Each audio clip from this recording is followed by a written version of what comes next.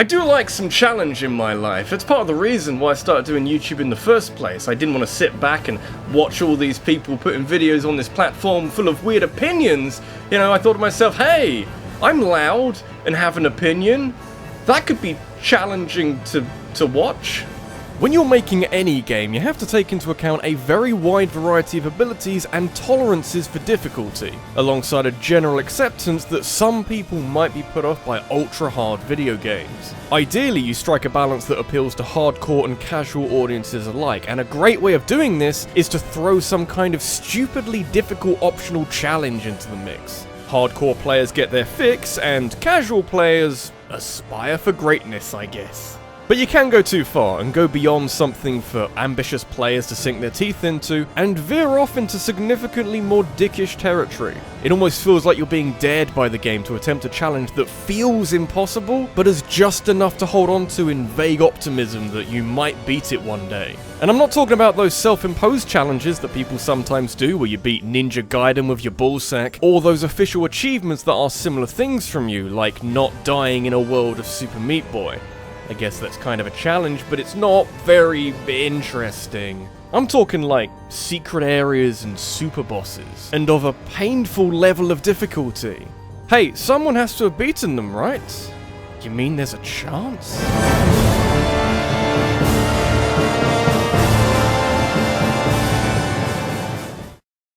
The Legend of Zelda as a franchise has gotten pretty good at this whole optional challenge idea. This wasn't much of a concern in the older games, but the more recent titles from the last 10 to 15 years, I suppose that's not very recent, is it, have made sure to include at least one area where your skills are put to the ultimate test and are rewarded with something that just isn't worth the effort, really. You know, I like that the hero's charm is put on the last floor of the Savage Labyrinth in Wind Waker HD, but Spirit Tracks gives you another heart container, and while Breath of the Wild doubles the power of the Master Sword for you, it does not justify putting up with all this shit. I was here for 4 hours originally, and I learned a lot about myself in that time. Naturally, the king of optional mini-dungeons with unsatisfying rewards can be found in the HD version of Twilight Princess, where purchasing the Wolf Link amiibo nets you entry into the Cave of Shadows. Does a mini-dungeon where you're forced to be Wolf Link all the time sound difficult to you? It should do.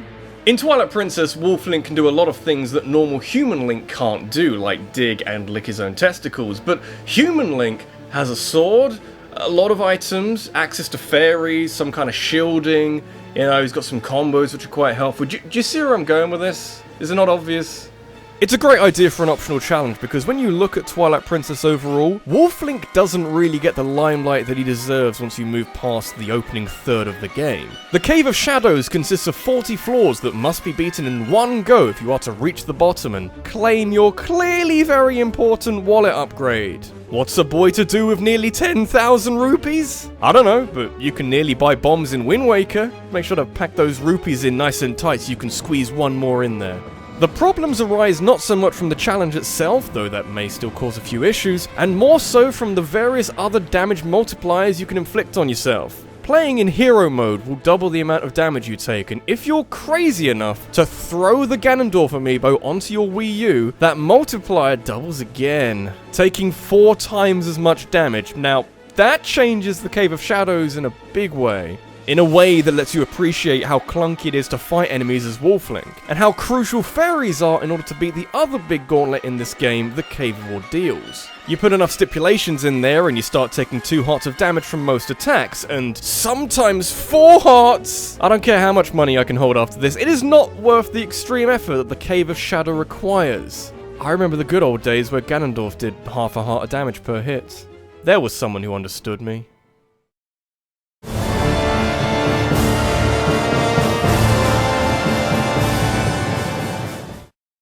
This may surprise you, but away from prying eyes and the attention of the general public, Five Nights at Freddy's has rumbled on. The last game I had any interest in playing was the 3rd game, which was so irritating and random that I threw the towel in before the 4th, 5th, and technically 6th game came out. There was a simulator game and oh god, this thing! I haven't had to look at this for a while. I am genuinely sorry for showing you that. For me, the most interesting feature in all of these games was the custom night, which has been carried over from one game to the next, to the point where the most recent FNAF game is simply called Ultimate Custom Night. This special unlock allows you to customize the intensity with which the AI of the animatronics hunt you down on a scale of 0 to 20. The difficulty of this mode depends on the game you're playing at the time, but if you want things to get stupid and kind of unrealistic, Five Nights at Freddy's 2 is the only way to go. Within the custom night mode itself, there are multiple different presets that are themed around certain robots being active instead of others, and most of them don't really matter that much. That is, until you set all 10 of the game's animatronics to level 20, which does make a sizable difference to the kind of game you're playing. By setting every one of the enemies in FNAF 2 to be as aggressive as the game allows, known as 10-20 mode, you are no longer playing a horror game in constant fear. You are playing some kind of twisted puzzle game where the slightest mistake or misuse of time will cause you to lose every time. The margin for error here is so impossibly small that I am convinced that this would be a full-time endeavor if it wasn't for guides like this, which is helpful, but it's asking you to do a whole load of shit that is at least a little against how you've been playing before this. You're putting a mask on at any possible convenience, air vents are always dangerous, the music box has to be wound all the time, and if you miss any small thing, if you hesitate for half a second, you're fucking dead, son! It's that simple. But at least you're desensitized to cheap jump scares.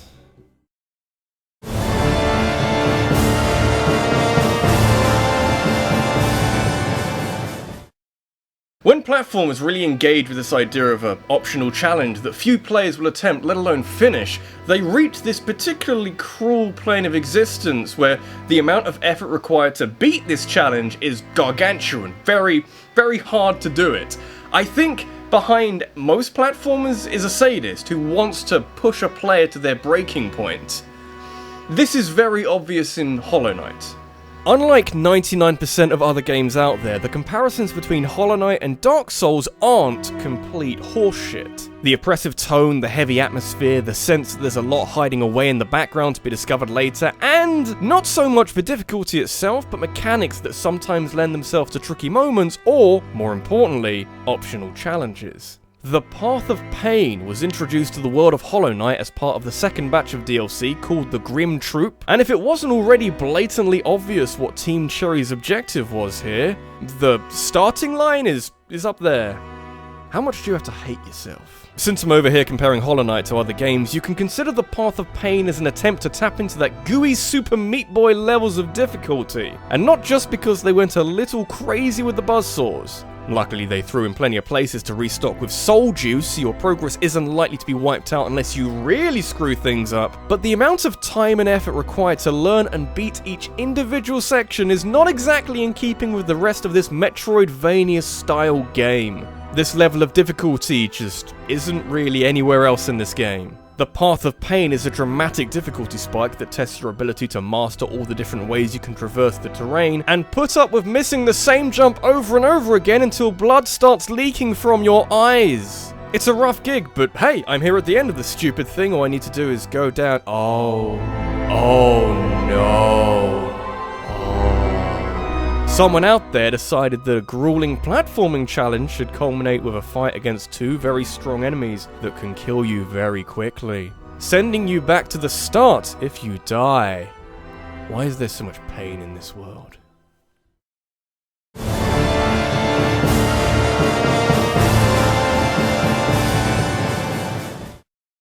In all of the games in all of the world, you tend to find a more absurd branch of difficulty with role-playing games. This is the case for any number of reasons, but mostly because there's a lot of calculations that need doing in your average RPG. You think about a shooter or a platformer, and you don't have to be concerned with what level you are at any one point or what kind of stats your character has. RPGs ramp up the difficulty by changing some numbers and giving this guy a billion health.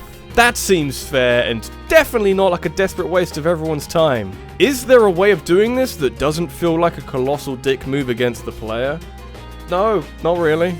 When it comes to crazy difficult optional challenges and RPGs, I'd like to refer back to any of the Pokemon games and having to fight your way through the Battle Frontier, or whatever the hell it's called from that specific generation. They are hard, they feel a bit pointless, but they give you some kind of reward at the end.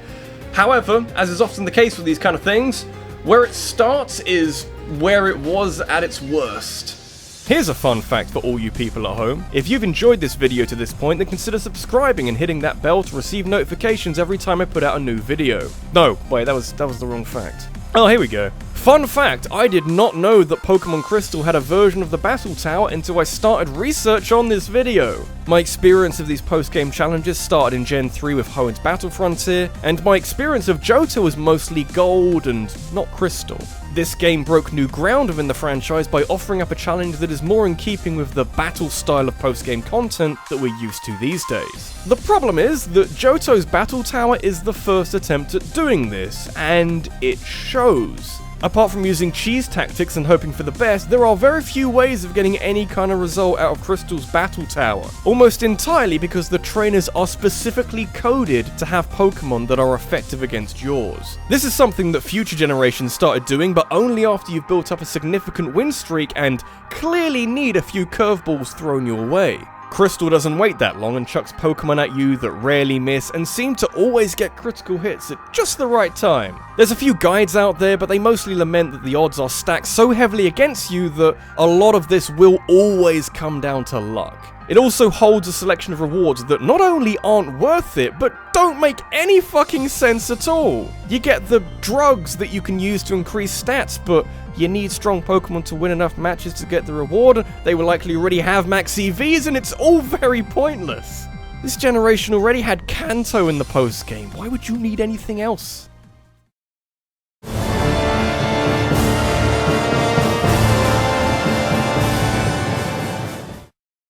It may have come to your attention that I've been straying away from boss fights in this video, and that hasn't exactly been deliberate, but I do have my reasons. I find that boss fights are an easier equation to manage when it comes to making things difficult for the player, because like with so many super bosses that you square up to in the post-game, you just have them hit like a freight train and give them an arseload of health. That is likely to keep the player occupied for some time. They are difficult and a worthy challenge, but not all that interesting to talk about. You see, with a tricky level or with a set of stupid rules in place, there's a lot of interesting things that can be done to create something ball-bustingly hard, which I don't very often find with super bosses. But hey, you look in the right place and at the right games, and you'll find whatever the hell you want. I was talking about Persona last week, so it's only right that I talk about Shin Megami Tensei this week. Specifically, the relationship between the third game Nocturne and Digital Devil Saga, which is a spin-off. And a neat feature that links these two games is that the protagonist from Nocturne shows up in Digital Devil Saga as a super boss. It's like if Solid Snake showed up as a super boss in Metal Gear Survive. Might be worth buying then. However, in Alice's attempt to protect and maintain the integrity of their own characters, the Demi-Fiend, as he's known, is given a lot to work with as a super boss. I guess they weren't going to make him too weak, but holy shit, guys. The Demi-Fiend has enough power to leave you reeling at the best of times, but things aren't helped at all by his ability to inflict a brutal status effect on your party in the process. This is something that you can try and prepare for with the right skills, but equipping most of them will actually have the opposite effect, and you'll die on the first turn of the battle. Then there's the move Gaia Rage that is used fairly regularly throughout the battle that does 7,000 points of damage to everyone in your party in a game where the HP cap is 999. Does that sound like bullshit? Because it should. It should sound like ridiculous overkill that can only be survived if you've got the right distribution of stats and are using enough cheese strats to exploit characters being put to sleep so they can avoid damage? That's fucking crazy. Do you know how much luck is required here? Enough to put up with the Demi-Fiend being healed to full strength halfway through the fight. That's just obnoxious. This is RabbidLuigi, and you could make the argument that some other random super boss is more difficult, but I'd argue that fighting the Demi-Fiend is ever so slightly more insulting, which is exactly what I want to see from super bosses. They think they're better than you, they kind of are better than you, it makes sense to do that. The music that plays when you're fighting the Demi-Fiend is the same that plays in Shin Megami Tensei 3, where he's the protagonist, but it's the regular battle theme from that game. You are just an ordinary encounter to him. And that hurts.